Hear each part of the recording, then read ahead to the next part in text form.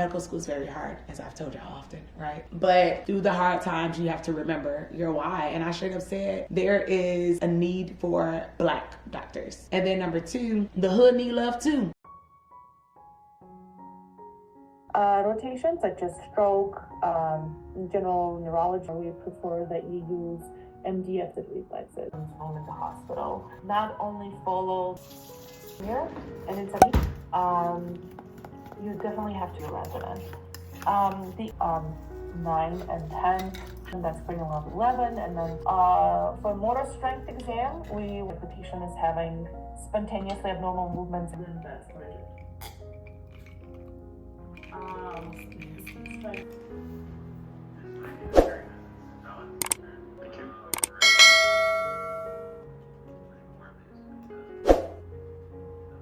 Trouble seeing it on this slide. This tiny little guy here. All right, fair enough.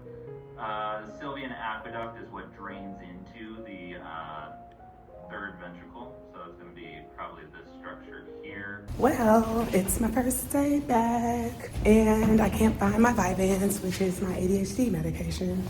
That sucks. But I am running out of the house to catch the train so that I can be on time for my first day in general neurology clinic. Wish me well, y'all. I had such lofty goals to go to the gym. I was gonna stay on campus to study. I'm going home. I'm hungry, I'm tired, and I need to give y'all a recap of the day. Also, it's likely very cold outside. I'm gonna check the temperature to see, but yeah, I just want to go home. And I looked out the window and saw snow, and I have on sneakers, so not good. The wind was literally just blowing me. I need some shoes with some traction. Tomorrow, I guess we wearing snow boots. Cause these sneakers, I done had them for like 6 years, 7 years. There's no traction. I'm doing myself a disservice. Not even cool. Hey y'all, welcome back to Made It to Medicine with Vix. That's me, and I'm a very tired third-year medical student at the University of Illinois College of Medicine on the Chicago campus, and I come to you weekly with videos about my pre-med and med school life, a little bit of everything in between. I am going to jump into some pre-med stuff real soon. I need to gather that series as I know people are gearing up to apply to medical school for cycle, what would this be? Cycle 2030, I think? Or is it 2031? I think it's 2030. So we'll see. Good luck to all of y'all. I am currently on my 6th of 7 rotations of third year medical school, which means I'm almost done with my third year, y'all, and I can't be even more excited. I am currently on neurology. My first week is for outpatient clinic, which I am a clinic girly. I love, but what I love most is when they allow me to do things like take the patient history, do the physical exam, interpret labs or imaging, and then give an assessment and plan. It's giving allow me to behave like a third year, because sometimes I'm in clinic and I feel like a pre-med student because I'm just standing there and I'm shadowing. I am to not be seen or heard and just like be. It's kind of weird. It's not always intentional. Sometimes it is. And when it is, I wonder why they allow us to do those rotations, because it's giving, place me somewhere where I could be a useful part of the team. But it's not really what this video is about. I just want to update you on how this week is going so far. First of all, I just came off of winter break for 2 weeks. I picked up my Vyvanse over winter break, but during break, I wasn't taking it every day. Sometimes I would take an Adderall, which is a much lower dose than my 30 milligrams of Vyvanse. And my Adderall is only 10 milligrams, so, you know, short release. And yesterday when I started orientation, I could not find my Vyvanse. I think it got thrown away. You know, between like Christmas, putting up all the decorations, hosting my family Christmas party, and everyone loves to help when you're cleaning up. I'm thinking that I had it in a bag, you know, like a CVS bag. Someone probably put some trash in it, and then that turned into a trash bag and it got thrown out, which is very unfortunate because Vyvanse is a controlled stimulant, meaning it don't matter that I lost it. I will not get another one until I'm due for a refill. So that's very exciting. And it is a harsh lesson learned to keep up with my stuff. Okay. And yeah, so I've been surviving off Adderall, which it's different. At first, I didn't think it was working as well, but I took only 10 milligrams yesterday. I took 20 milligrams today, one in the morning, one in the afternoon, right after lunch. And let's just say I just ate dinner after 10 p.m. because I was hyper focused and couldn't pull away until I finished my task. So now it's a little after 11 o'clock and I wake up at 6 a.m. to start working out. So that's going to make this real short. This week I'm in the clinic. Yesterday was orientation in the morning on Zoom, clinic in the afternoon, and I was in, what clinic was I? I was in resident clinic. So it was continuity care. Saw a myriad of things like trigeminal neuralgia. So that's trigeminal nerve is cranial nerve 5 and it has 3 branches, V1, 2, and 3. So that is ophthalmic, so the eye, or is it orbital? And y'all, I'm so tired. I know 3 is mandibular. 2 should be like the nose. Let me stop playing in y'all face, okay? Let me stop playing. 3 branches of cranial nerve. All right. So it's, oh, there we go. Ophthalmic. So I was right. Ophthalmic, maxillary, and mandibular. So I just couldn't remember maxillary. Okay. And then what does we see? People with like some movement disorders post-stroke, or I think the other ones were literally stroke patients, but it was just follow-up. Haven't had a stroke in over 5 years. And then today it was EMG electromyopathy clinic, which is putting like basically stimulating the nerve to see the strength of the nerve, the action potential, to localize and see like where exactly what muscle and nerve is damaged. So knowing the nerves and the nerve roots was very important for today. Shout out to my resident for giving me a heads up on that. And also stroke clinic. I was kind of concerned about how I would feel, A, being on this rotation at all, but B, had stroke clinic today and I'll be on inpatient stroke next week, which means people who are literally in the hospital for a stroke. So I'm assuming acute strokes and doing cold strokes. I've been kind of concerned about that because if you're new here, my father had a hemorrhagic stroke a little over a year ago and I was the one who was on the phone with him, recognized I had to call 911, was really concerned. It was the day before my birthday. I don't have a car, wanted to get to where he was and I just could not. But I arguably did the most important thing, which was calling for help as he was home alone at the time. And so I felt that this was going to be very emotional for me to be in clinic. We'll see how inpatient goes, being in the hospital with acute strokes. But it made me more compassionate, empathetic, understanding, and I didn't pass any judgment. Like, I'm not here to create bias or create barriers for patients in the future with the way that I word my note. I'm really here to create like a healthy, safe, comfortable, and trusting environment so that you feel like you can come back to your next visit, because that's what's most important, right? Like, I don't want you to walk away judged because although you need the follow-up, you won't come back for the follow-up because who wants to go anywhere as if they're judged? So that was actually great. And the doctor educated me on the 5 different types of ischemic stroke and the risk factors for hemorrhagic stroke. With hemorrhagic is least likely. It's 10 to 15% of strokes are hemorrhagic. Majority are ischemic, loss of oxygen to the brain. And hemorrhagic is like a bleed, mainly due to like high blood pressure, but high blood pressure and diabetes are risk factors for both type of strokes. And yeah, so that's all I have for tonight. Like, I'm so tired, but the goal is to kind of take y'all with me for the whole week, give a daily recap, and we'll talk about how I'm feeling about clinic at the end of the week. We'll see how that actually goes because, yeah, we just rolling with it, we flowing with it, and we just gonna go with it. See y'all tomorrow. Bye. I am so bad at compilation videos. It makes no sense. 2 things to mention. Yesterday, I worked with a doctor who told me I connect easily with patients, make it, you know, a judgment-free zone for them to talk and share their concerns. And my energy is good. I have a good vibe. Asked me what month I was born in. I said October. And she was like, oh my gosh, you're a Libra, just like me. I could tell. It's in our nature to just be giving and caring and all those things. So that made me feel good. Today, that was in general neurology clinic. Today, I was in neuropathy clinic, had a lot of autonomy to interview patients on my own, do their physical exam. Attending comes in and shows me some other key things to do for a physical exam. Afternoon, I was in epilepsy clinic, and there are just so many different types of seizures, some that I've never even heard of before, wasn't taught in school. And it's just interesting to learn, or interesting is a filler word. It's cool to learn various fields of neurology, because it's not, I mean, yes, it's the brain, but like, where are we going with this brain stuff? So clearly I'm rushing to the train so I could get home because it is after 5:30. I'm tired, I'm sleepy, and I have UWorld to tackle. Yeah. I have clinic today at 10 o'clock, so I'm just now leaving the house and it's almost 9:30. Love that for me. And I'm in neuro-oncology clinic. So cancer of the brain, we'll see how this goes. This is like my third time being on oncology. I first had it on gyn-onc, and then 4 weeks of oncology while I was on medicine, and now neuro-onc. So let us see. These doctors are typically very compassionate and kind and provide excellent care. So I hope that's a trend that stays up. It's snowing, let's see that too.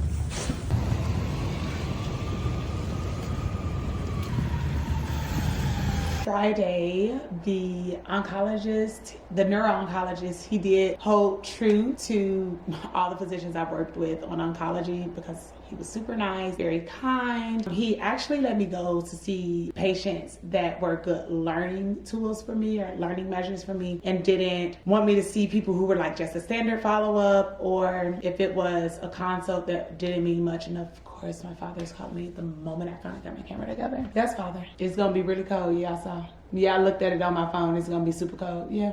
An Uber or something. Yeah, I'm sure. I feel like I'll be fine on the train. Yeah, I gotta pick up my outfit. I'm with something super warm. Alrighty, thank you. Alright, sorry about that. So I did have like some really great experiences in clinic on Friday, and it was great that it started at 10 o'clock because I was able to study, worked out at 6 and studied a little bit before I left. And then I was actually done at 2 and I had 3 notes to write. And I'm really good at writing notes because I take the notes while I'm in the room with the patient, so I don't have much to do once I leave, just my assessment and plan. But I thought I was under the impression that I had to write the MRI findings out, and I was looking at previous notes and the physician wasn't just like summarizing. I mean, like they didn't just copy and paste, they were summarizing. So I'm like, oh, this is kind of weird for me because like, I mean, I'm not a neuro-oncologist. And at the very end, the doctor was like, oh, you don't have to do that part, just put discuss with physician. And I'm like, I've been waiting all this time and I didn't really have to do that. Cool. And they were like, oh, have a good weekend. I'm like, not you leaving before me. It's crazy. So needless to say, I finished my little 3 notes, wrapped all it up, and went over to the College of Medicine to eat my lunch. And then I hung out with my friend the rest of that day. So for the remainder of the week, I told you I was on epilepsy clinic and like stroke, neuropathy, general resident clinic. I genuinely enjoyed neuro clinic so much this week that I was surprised. I'm a clinic girly through and through, so I know that I would like it, but neuro is just kind of different because there are a lot of things in neuro that I just kind of forgot, but I will say a plus of neuro versus like primary care clinics. Those clinics, patients are booked every 20 minutes, and when it's a student seeing them and the physician, you're so behind on schedule. These clinics, each spot is 30 minutes, and for the EMG clinic, I think those spots were, I think they were every 30, but there are 2 residents working in the clinic, so literally each resident takes a patient. So essentially it seems like it's a patient every hour that you as the resident have to do. So me as a student, it's just 1 every hour because I'm with 1 resident. I don't bounce back and forth between each one. And it just seems like in neuro, you have a lot more time to sit down with the patient and not feel rushed. Like when I was on stroke, we only had like 4 people on the schedule for the entire afternoon. So it was very lax, very chill. Any questions they have, you answer them. And that physician, they were MD, PhD, but I almost wanted to ask, like, do you have a degree in public health as well? Because they were like, did you ask them if they have any barriers to health? And I'm just like, oh my gosh, not the little public health girly inside of me waking up. And it's nice when someone in another field is telling me that these are important questions, because I've been on other rotations, they're just like, oh, that's something that their PCP needs to handle, that has nothing to do with what we're doing. And I'm just like, well, I mean, they're still all just one person. But it was nice to hear like, oh, do they need a home health nurse? Do they need rides to get to their visits? Do they need this? Do they need that? Do they need PT? Do they need OT? And that was valuable to me because UIH primarily serves like Black and brown communities, and not primarily, like it's a hospital, everyone comes here, but our emphasis is on the underserved, the disadvantaged. And if you know that you're serving under-resourced individuals, it's important to provide them with resources to assist them, with their quality of life and their quality of care. That was very important to me. Number 2, when I was was in the room with an attending. We were going through diagnoses with the patient, and the doctor was like, okay, I'm going to refer you to sleep clinic because this could be a diagnosis, right? And the more the patient talked, I was like, or I would say narcolepsy versus obstructive sleep apnea because of the headaches once they're waking up, always feeling like they're not well rested, even after saying they've been sleeping for an extended period of time. And she stopped like right after I spoke and was like, good job, Vickie. And I was like, oh my gosh, yay. And she was like, no, I'm being serious, like very good job. I hadn't even thought of that. I'm actually going to change my assessment and plan to match what you said because your diagnosis does, in my opinion, make more sense. And you gave me some things to back it up based on patient history. And I'm like, okay, look at me paying attention. So rotations, I will say, like at this point, they've shown me it's not just about what field you're in. Because again, this is just one person. Like, yes, we might just be focusing on the brain, but the brain is also connected to all these other organs. Like, it's not just the brain and the head, and that's over there, and then we got the arms over there, the legs over here, the abdominal cap, you know what I mean? Like, it's the whole person, the whole body. And so it's essential to listen to all the clues, all the information that the patient is giving us at that moment in order to make the most evidence-based diagnoses for our patients. Something else, based on some questions that people have asked me in the chat of Study With Me, I don't think I ever really told you the flow of a day. So what happens is I come in, when I'm in clinic, it's just me with the resident or me with an attending. I'm not with a group of other students on these rotations for clinic. That's outpatient. Inpatient equals the hospital, as in someone has been admitted to the hospital, whether they're staying for some hours or they're staying for some days or some weeks, whatever. That's inpatient. So for outpatient, I typically report to a resident and I work directly with them, whether they let me go into the room and then they see the patient after me, or we both go in the room together and they allow me to do portions of the visit. Every single visit has to be sealed, like chef's kiss with the attending. The attending's name is who signs the note, essentially. So although I write notes at times, my notes have to be signed by the attending. So if the resident's writing a note, their note has to be signed by the attending because the attending is the one who is licensed and they're the one whose name is forever in the chart, versus medical students and residents. Like, after I complete medical school, I'm no longer here seeing these patients. After they complete residency, they're no longer here seeing these patients. This attending will be here until they retire, they move, they get another job, whatever. So they have to put their blessing on every single patient. And sometimes that's just them coming into the room at the end to, go over the plan, hear everything that the resident or myself as a medical student has informed them of, and then they'll fact check as well, because you don't ever want to sign your name to something that you haven't done the work for. So that is how that flow goes. And when I work with residents, it feels a little bit more chill because they were closer or more recently in my shoes than an attending. But when I worked with some attendings last week, it actually also felt chill. Like, one attending was like, sit down, Vickie. Like, you don't have to stand the whole time. Love that, acknowledging me as a student. And standing up all day can actually get like annoying, and my feet start hurting, and my back as well, and my neck. Like, just like medical school is trying to break my body down. I'm trying to bend it up.